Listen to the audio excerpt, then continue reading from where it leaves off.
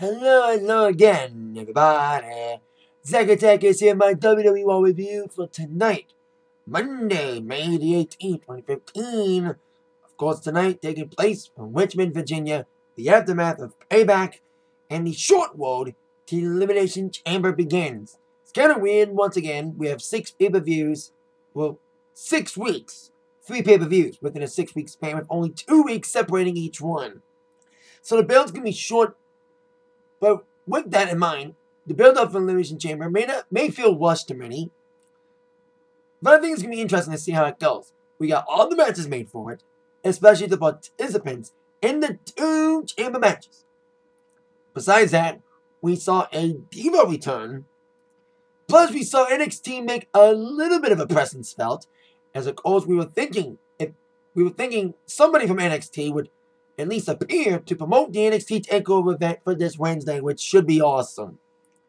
And it wasn't just any NXT superstar, it was the NXT champion, colliding with the US champion. So, we'll get to that stuff as we go on with the Raw review. We got to start from the beginning, and it's very interesting one tonight. Coming up a Payback, and of course, building up the Elimination Chamber kind of quickly, because like I said, it's only 2 weeks in between pay-per-views.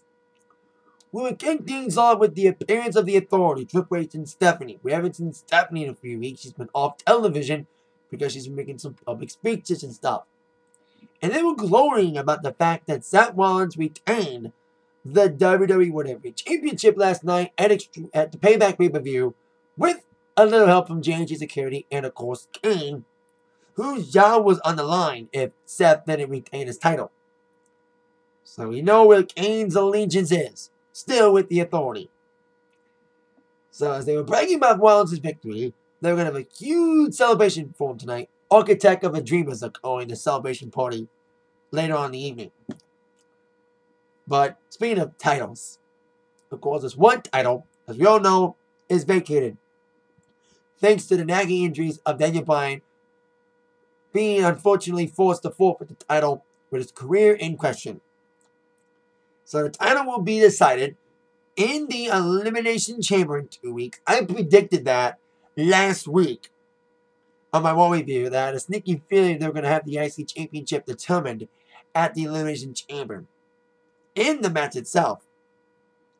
And that's what's happening. And then within the segment, we had the first 2 names for the Chamber match revealed for that match. Sheamus, who I predicted, and Ryback, who was a little bit of a surprise. But hey, Ryback needs some more momentum on the side. He had a decent match against Bray Wyatt last night. Of course, you saw his taped ribs following the big splash from Bray outside the ring last night. So both guys didn't want to wait to the chamber match to get their hands on each other. They wanted to get it on tonight. So cue up the impromptu match to begin Raw. Sheamus against Ryback. With Ryback's ribs still taped up, like I said, Sheamus targeted on that throughout the matchup and continued his bully ways. Of course, Sheamus, was relishing in a victory over Dolph Ziggler last night. Even if Dolph got a little bit of payback upon the pun of his own by making Sheamus kiss his ass at one point, since Sheamus didn't really kiss his ass, and of course the Extreme Rules match that they had, where the loser had to kiss the other's ass. We all know that story. So after a fury from Sheamus, Ryback came flying back with some big moves of his own, even tossing Sheamus into the announce table. But then Sheamus was getting wheeled and rocked a little by Mr. Ryback. Sheamus kind of faked an eye injury, kind of playing possum there, suckering Ryback in to walk into the Brogue Kick and the 1-2-3 victory for Sheamus. Like I said, the first 2 names for the chamber match have been revealed. But also the 3rd name would be revealed as well for the chamber match for the IC Championship. King Barrett, who I also predicted. I thought never would be in it, but he's not. Maybe it's because of his ankle injury he suffered last night at Payback in his match against Bad News Barrett, as he nailed a big fly move, a big backflip off the top rope onto the floor. He kind of landed gingerly on his ankle, which was also taped up tonight and exploited as Bo Dallas came to the ring doing an interview with Neville in the Ring by Renee Young. Bo Dallas was kind of acting jealous that it was the guy in the ring facing him, Neville, who stole the NXT Championship from him, or took it from him, during the first NXT TakeOver event about a year ago. Once again, some NXT presence felt. A little bit. So Bo would target the knee of Neville, attacking him right before his match against Bailey Barrett, which was kind of a rematch from Payback because Neville did win the match, a beat by countout. Maybe the ending was kind of switched on the fly after Neville got injured. But circumstances withstanding, after getting attacked from Mr. Bo Dallas, who was great on commentary, by the way, he kept calling everybody else Mr. Mr. Bradshaw Layfield. Of course, the biggest Mr. was calling Booker T Mr. T. Insert your own joke here. So, after getting attacked from Bo Dallas and not recovering for it, Bailey Barrett would feed off that and target Neville's ankle like Bo Dallas did. And despite that, Neville tried valiantly to fight back, but his knee problems were too much as he walked into the bullhammer in a 1-2-3-54 King Barrett, leaving Bo Dallas to feast upon the already weakened Mr. Neville, targeting the knee again after the match was done. I hope Bo Dallas gets a little bit of a push as well. He was great on commentating tonight. He was kind of funny. So there you go. I hope Neville can get well soon. I would have loved to have seen him in the chamber match. So there you go. Continuing with revealing who's in the chamber match as well for the IC Championship, we have Rusev now in the mix. He's the fourth man to be in the matchup. Well, since technically he can't go for any more title matches for the US Championship as long as Cena's champion following their final chapter last night, Rusev's going for another mid-card title, the IC Championship, and he needs some momentum back on his side. Like I said on my Payback review last night, he's lost 3 pay-per-view matches in a row. He needs some momentum back in his favor. You know, I always say about people that people, when they lose the Cena, they lose their momentum. They lose their way. Look what's happening to Macho Man now. At least Bray Wyatt's finding his way again, and we'll see Bray Wyatt later on. But Rusev needs to find his way back into the main title picture and make himself relevant and more vicious again. Maybe he will because he's getting rid of Lana. We kind of knew the Seeds were planning for the Rusev-Lana breakup for weeks.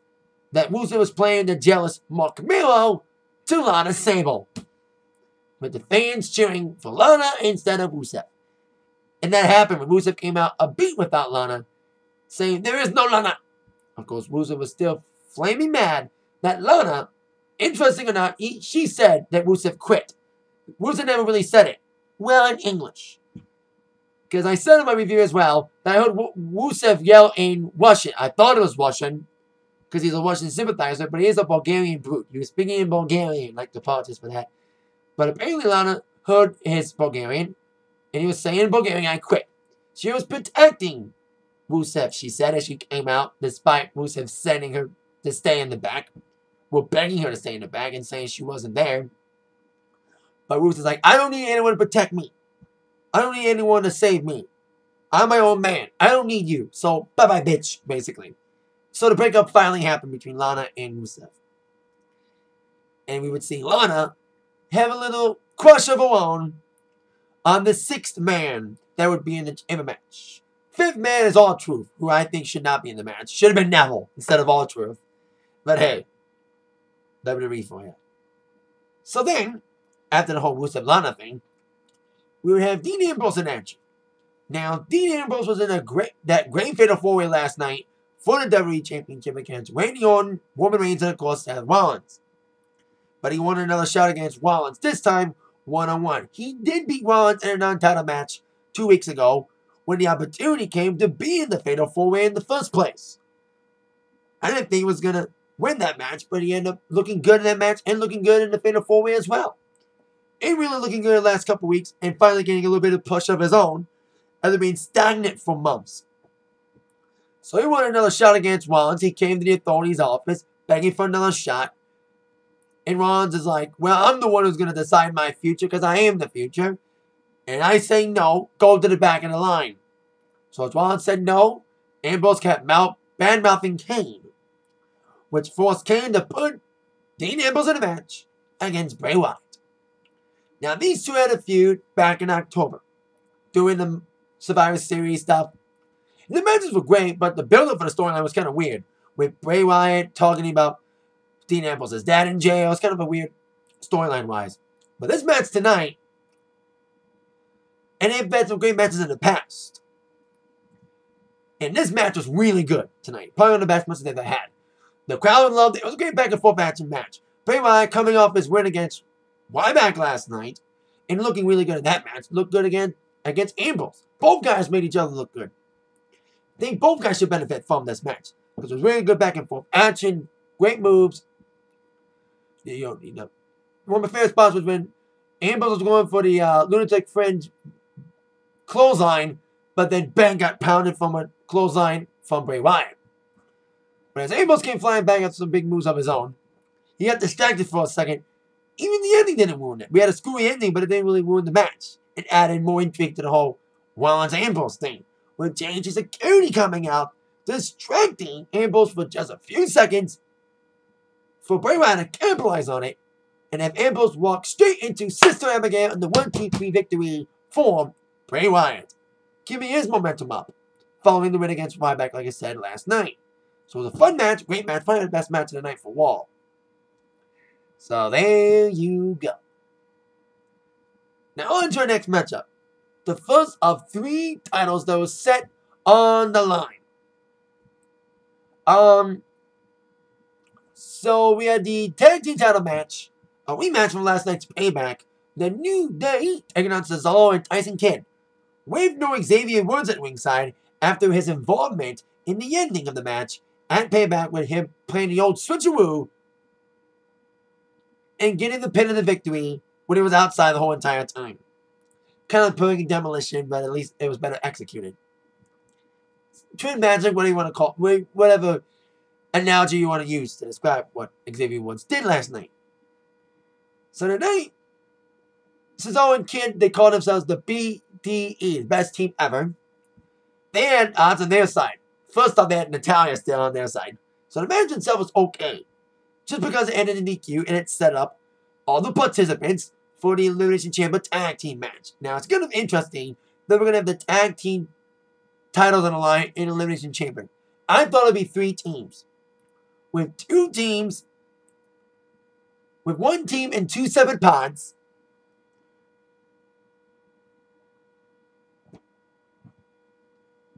Like one team have both members in 2 pods, and then have the other team have 1 partner in the pod and 1 partner in the ring. I was wondering how they're going to do that. They're going to have 6 teams in the chamber match. They're going to have 2 people in 4 pods. 12 guys in a chamber match. Let's see how that's going to work. But the teams that are going to be in the chamber match are awesome picks. Great picks to be in the chamber match for the tag team titles. It's going to be intriguing, though. It's new and intriguing. So we would see the New Day. They lost by DQ. Because both Xavier was out at the time, both Biggie and Kofi isolated Tyson Kidd in the corner and wouldn't break up to the referee's count of 5. So it wasn't that much of a match. It was like a beatdown. And then Xavier came out. And then here comes the teams that are in the chamber match besides, obviously, New Day and Tyson's is all. It's like, hey, Tyson's is all. There's another shot because there was no contest. So we had the Lucha Dragons come out to the rescue following the New Day beatdown. They came in with a house of fire. And you had Los Matadores in there. And then we had Ascension and the Primetime Players. I'm glad they're in the mix. Instead of giving it to like the Mega Pals like Mandow and Axelmania. There's some great flying spots. Ending with the Primetime Players ending up on top with everyone flying all over the place. I'm glad Ascension's in. You know, they need some momentum back in their favor. And this Elimination Chamber match should be intriguing. How are they going to do it, though? Are they going to have it gauntlet style or typical Elimination Chamber style? Because in a 6-man chamber match, 2 guys start, and every 2 minutes a new guy enters.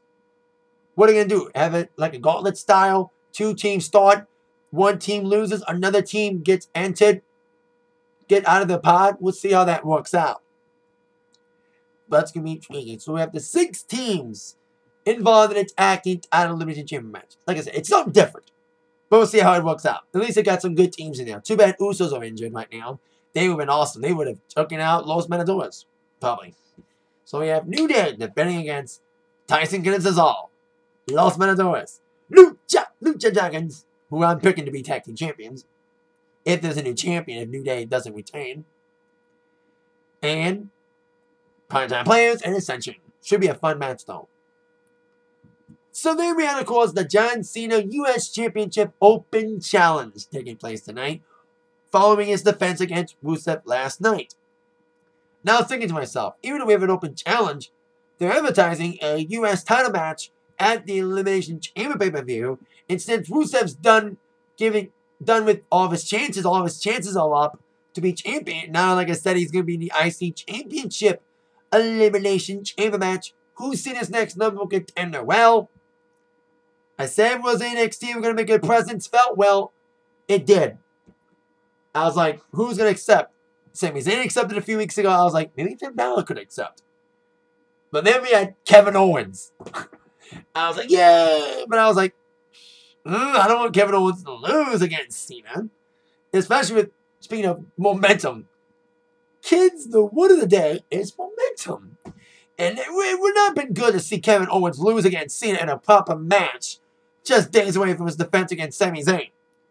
But I'm kind of glad they never matched tonight.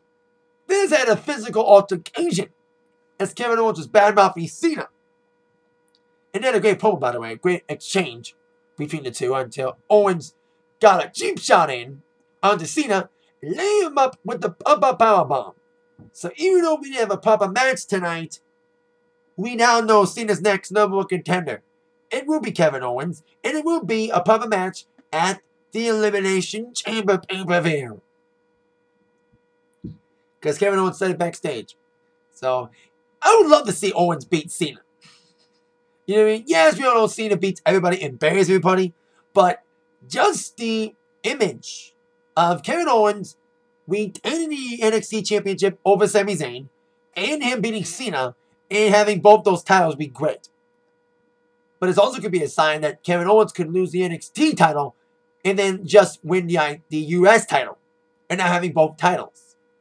So whatever analogy you want to use, it's a very great segment. It was a great segment. Great to see Kevin Owens make an impact and promote NXT at the same time.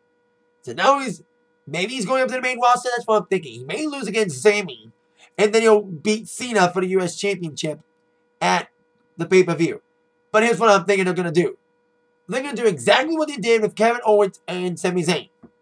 Have the referee stop the match. I don't think Cena's going to get pinned by Owens. I predict that Kevin Owens is going to win the US Championship, but he's going to powerbomb Cena so many times, referee's going to stop it, give the match to Owens, and give him the title like they did back in February when he powerbombed Sami Zayn to hell and they had to stop the fight. And Sami never really lost the title. It was referee stoppage. That's why I think, that's the only way I think Cena's going to lose to anybody is referee stoppage. Although he did get pinned clean by Daniel Bryan back at SummerSlam 2013. But we'll see what things going to be. It would be intriguing to see Kevin Owens not just be U.S. champion and be more than the main roster, but be both NXT and U.S. championship. But we saw what happens when an NXT superstar, who is an NXT champion, goes in and wins another title in the main roster. Paige, who came in as the NXT Divas champion, beat AJ, of course, the night after WrestleMania last year and became the Divas champion. But then she had to forward the NXT Divas championship. We'll see what happens. So many possibilities. I don't want to go through them all, so there you go. Because it'll take the entire later half of this video. So then we would find out, speaking of Elimination Chamber, I told you 5 guys in the IC title match. Rusev, Sheamus, Bad News Barrett, King Barrett, R-Truth, and Ryback. The 6th man, Dolph Ziggler. I was hoping Ziggler would be in it. I'm sad Neville's not in, but at least Ziggler's in it. And he defeated in a quick squash over Stardust. It was a stupid match. But as Dolph Ziggler was celebrating, and he found out he was the last guy in the chamber match, Lana came out. She was eyeing Dolph for a while. She didn't really speak, which was great because she may lose her Russian accent. Because Lana's not really a Russian. She's a Russian sympathizer who's really American. So she was eyeing Dolph. I liked the way they didn't speak. That she didn't speak or anything. She just gave Dolph Ziggler a little kiss. A little crush of her own. And then she kissed him again. Rusev came out, lashing out at Lana, and then, bam! Big slap. Big slap from Lana to Rusev. And as Rusev was going to attack Lana and hit a woman, Ziggler would come into the rescue with a quick zigzag, taking out Rusev and walking out with Lana. Is Lana and Dolph Ziggler an item? We'll probably find out more as the weeks to come. And knowing that both Ziggler and Rusev are both in the chamber match for the IC Championship makes it more intriguing with Lana signing with Dolph Ziggler. It'll add more intrigue to the match. And as if the chamber match for the IC Championship needs any more intrigue, besides the fact we're crowning a new champion. I just wish R-Truth wasn't in it. It never was in it. But hey, that's WWE for you. Now on to a tag team who could have been good for the chamber match, but it can't fit in the ponds. For newly reunited Luke Harper and Eric Rowan. They didn't reunite with Bray yet, but I think that might be coming. A full-on Wyatt family reunion. So they took on, in a quick squasher, Fandango and Zack Ryder. Great to see Zack Ryder on TV again. But I was like, fuck, he's going to get destroyed. And Harper and Rowan, I've always applauded them. Especially Harper. You know, and they had a great one as a tag team list. I'm actually glad they're back as a tag team again. You know, their Stone Grips were okay. Yes, Harper was an IC champion. But never really capitalized as solo people. You know, they had great one as a tag team. You know, had a great feud with the Shield. Great feud with the Usos last year. Including some great matches, including the best 2 out of 3 fall match last year. During Battleground, if I'm not mistaken. So I'm glad they're back as a tag team. Just destroyed one and Fandango. In a quick squash 1-2-3 victory for Harper and Rowan. Continuing their momentum ever since reuniting. So then on to our third title match of the night. We had the tag team titles on the line. DQ. John, we had every title match ended in DQ tonight. Spoiler alert. Well, hey, this is a review. So yeah, the tag team titles, no contest. US title match never really happened. We saw Kevin Owens beat up Cena. And Divas title match ended screwy, which set up a return. The match itself was Nikki Bella taking on Naomi. I thought tonight was going to be the night Naomi finally became the champion tonight. I thought we finally it because of the fact that Stephanie McMahon forced Brie Bella to stay in the back, citing mental issues because of her husband Daniel Bryan's injuries. Or as I call it, bullshit line to give Naomi an advantage at keeping her woman at ringside. Hey, they had a heel stay in the ring, stay out of it during the tag team title match. They have a face person to stay out of the match. So, to give the heels an advantage. So, without Brie at ringside, Nikki tried valiantly. It was kind of cool to see a Divas match as the main event. You know, the last match. And I've seen these two wrestle before at SmackDown TV back in Detroit. In a main event match, which was pretty good. The match itself tonight was pretty good too.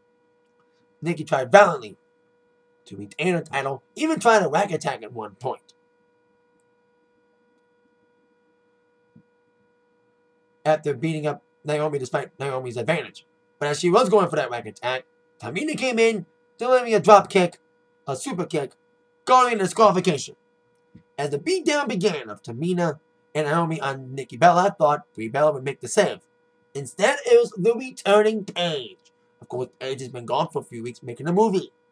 Running her off was the fact that she won a Battle Royal to be #1 contender, but was later by Naomi being the start of her heel turn. So Paige came back tonight, attacking both Tamina and Naomi, laying them both out, taking them both out of the ringside area. But then she switched her eyes upon the Divas Championship and the champion, Nikki Bella. Despite saving Nikki's ass, she showed that this is her house by delivering a rampage onto the Divas Champion. So there you go. Paige is back. And I bet you she'll get another shot against Nikki because she is kind of the true #1 contender because she won that Battle Royal fair and square until Naomi took her out to write her out for a movie. I don't think they're having a Divas title match at the Chamber. Maybe they're saving it for Money in the Bank. Anyway, on to our last segment of the night. The celebration party for Seth Rollins. As the entire authority came out for the big celebration of him retaining his title. Champagne and all. Kane even put together a little video, a lot of ass kissing during the segment. And I was like, thinking in the back of my mind, I was like, Ambrose is going to crash the party. And I was like, Ambrose did crash the party. Calling, once again, Rollins Justin Bieber. God, the Justin Bieber thing won't die. Kane started it. Kane called Rollins the Justin Bieber, and it's unfortunately catching on. You've heard some Justin Bieber chants for the last couple weeks. So, anyway, Ambrose is like, I want my shot against you one-on-one. And Rollins is like, you know what? No. But if you want to fight so bad, I'm going to beat your ass. Where exactly Stephanie kind of sicked Rollins in the Ambrose, and the fight was on.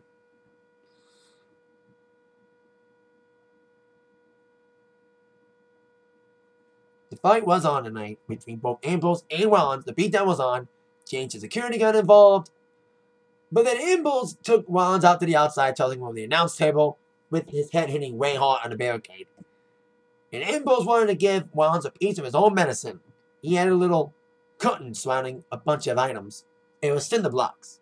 We all know the infamous curb stomp on the cinder blocks back in August of last year after SummerSlam that Rollins did. I'm still mad they don't let him do the curb stomp anymore. But it's kind of cool he's using the pedigree. As Ambrose was setting up Rollins to get his head smashed, he had a steel chair in hand. He was going to smash the chair on Rollins' head on top of a bunch of cinder blocks. Instead, it was like, let him go. Don't hit him with the chair on top of the concrete blocks. We'll give you the match. We'll give you your title match one-on-one against Rollins at Elimination Chamber. But Ambrose is like, I got the match, but I'm going to hit him anyway. But then JT Security stole the chair and saved Rollins for the time being. So then JT Security chased Ambrose back in the ring. Kane got him with a chokeslam attempt. But then Ambrose went for the big clothesline, taking Kane out and setting up for dirty deeds until Rollins came from behind, attacked Ambrose, beat him down, set up the pedigree, laying him out, laying on top of a fallen Dean Ambrose, still in celebration mode. It's kind of intriguing he's using pedigree, but I still wish he was using curb stomp.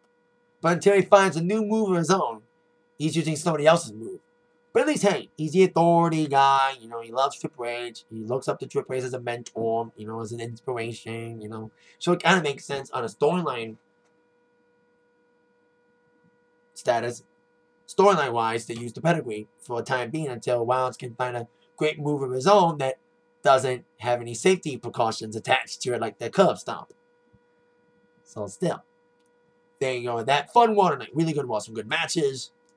And a great debut from Kevin Owens. And even it's short, the World Elimination Chamber will began tonight. Of course, next week's the final one before the Elimination Chamber. And we have the cast of Entourage guest hosting. Hopefully they don't hog the entire show. Especially it's the Raw before pay-per-view. It's still, like I said, kind of weird. We're going to have 3 pay-per-views in a 6-week span with only 2 weeks between. But despite that, I think they're going to do positive with these pushes. With the buzz. Despite the short notice. So there you go. We'll see what happens on Raw next week. Decent Raw tonight. That is it for my Raw review for tonight. Thank you very much for watching. With that in mind, y'all been attacked by the review from Zach. Thank you so much. See you later. Yeah.